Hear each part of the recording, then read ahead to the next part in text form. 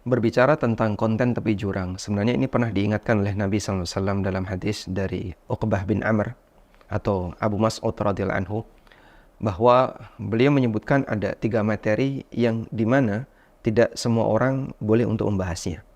Beliau SAW mengatakan, "Wa idza dzukira ashabi fa'amsiku, wa idza dzukira an-nujum fa'amsiku, wa idza dzukira al-qadar fa'amsiku." Kalau kalian diajak untuk membahas tentang sahabatku, maka tahan diri. Kalau kalian diajak untuk membahas tentang masalah takdir, maka tahan diri. Kalau kalian diajak untuk membahas masalah ilmu nujum, maka tahan diri. Kalimat tahan diri itu artinya tidak sembarang orang dia berhak untuk membicarakan bagian itu. Meskipun kita tahu bahwasanya materi ini, pembahasan tentang masalah sahabat, pembahasan tentang masalah ilmu nujum, pembahasan tentang masalah takdir, dikupas juga oleh para ulama dalam bidang ilmu tauhid, dalam bidang ilmu akidah. Sehingga dari sini kita bisa mendapatkan satu garis terang bahwasanya bagi mereka yang belum saatnya membahas di materi level tertentu, barangkali dia tidak boleh dilibatkan. Tapi bagi mereka yang sudah punya pegangan yang bagus berkaitan dengan materi itu, silahkan dia ikut terlibat. Sebagai contoh, pembahasan masalah sahabat yang dimaksud di sini adalah sengketa yang terjadi di antara para sahabat.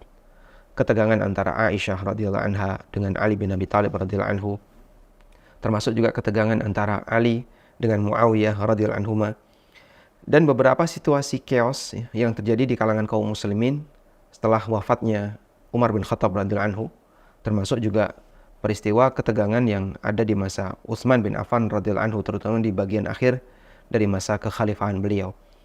Nah, di posisi ini kadang ketika orang membahas tapi dia tidak hati-hati, sampai pada titik dia mencela sahabat yang lain.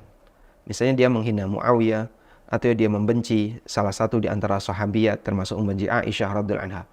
Sehingga dia terjerumus dalam kesalahan, karena dia tidak tahu batasan apa yang harus kemudian dia pahami ketika dia membahas masalah khilaf seperti ini. Padahal kita tahu bahwa sahabat itu semuanya kita muliakan. Mereka adalah para murid Nabi SAW, bahkan ada di antara mereka yang merupakan istri Rasulullah SAW. Saya kadang membuat sebuah ilustrasi sederhana.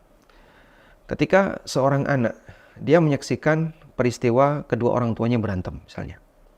Saat orang tuanya berantem, anak ini mungkin dia bisa menilai siapa di antara orang tuanya ini yang benar. Apakah bapaknya ataukah ibunya.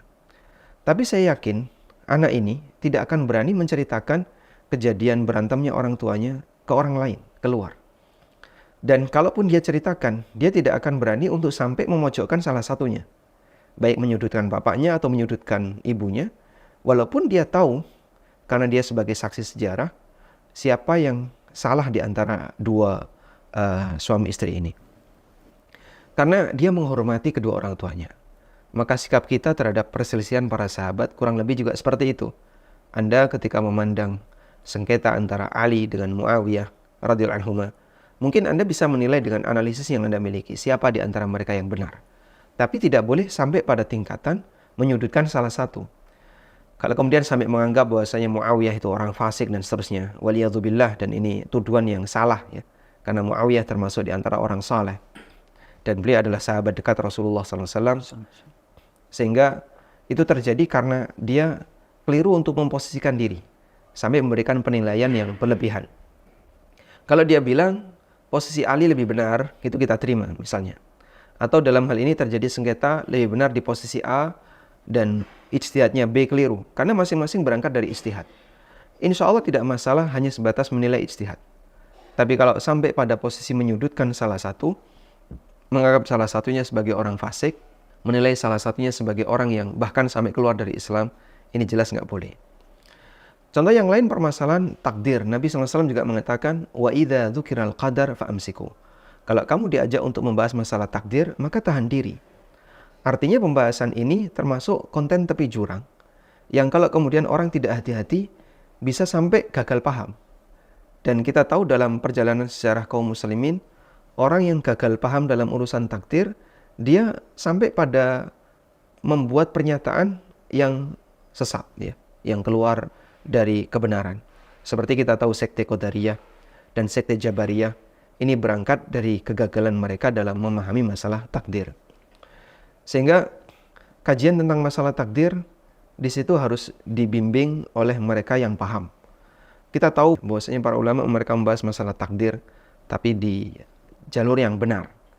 Sehingga detail, tapi tidak sampai keluar dari akidah Ahlussunnah dan tidak sampai mengikuti paham Mu'tazilah atau paham Qadariyah atau paham Jabariyah. Demikian pula dalam masalah ilmu nujum, yang kata Nabi SAW, wa idza dzukiran nujum fa'amsiku. Kalau kalian disinggung tentang masalah ilmu nujum, maka tahan diri. Karena di situ ada perbedaan antara ilmu astrologi dan ilmu astronomi. Posisi astrologi itu menjadikan rasi bintang dikaitkan dengan takdir yang ada di muka bumi. Padahal aslinya nggak ada hubungannya. Dan ini merupakan celah dari pintu perdukunan.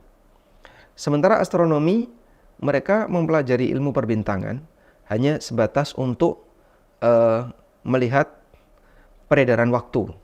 Misalnya ini nanti bulan akan terbit di daerah ini dengan ketinggian sekian, sebagaimana yang dipelajari dalam ilmu astronomi yang kita kenal. Nah ini kalau orang nggak bisa bedain, dia merasa bahwasanya pelajaran ilmu nujum kan boleh, tapi ternyata dia terjerumus pada pintu perdukunan. Kurang lebih seperti itu peringatan yang diberikan oleh Nabi SAW berkaitan dengan konten tepi jurang.